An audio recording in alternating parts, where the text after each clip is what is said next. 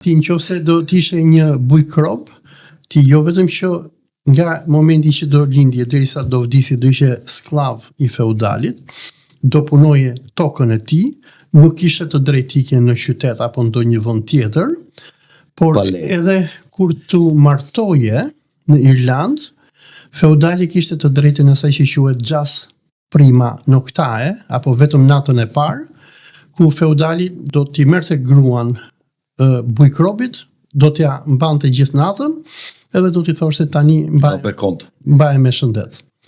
Dhe ky ka qenë, domethënë, rendi sklavërizues i Evropës mesjetare.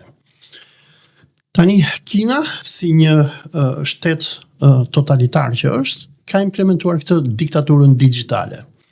Por me rastin e Shqipërisë, Rama, domethënë, i cili pasi bodhi zgjedhjet edhe me bërjen e parlamentit të ri, që i duket vetja i plotfuqishëm dhe lider suprem i Shqipërisë, që e ka shkatëruar parlamentin opozitën, po bën eksperimente që ti nuk i implementon dot ato në botën e lirë.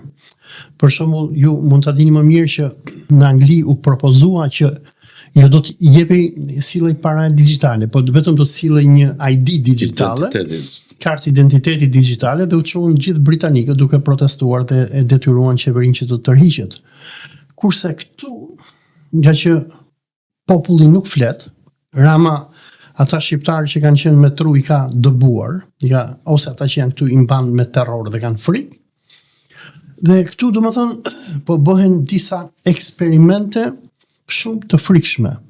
Me sjelljen e kësaj paras digjitale dhe kartës identitetit digital, njerëzit këtu do kthehen në robot.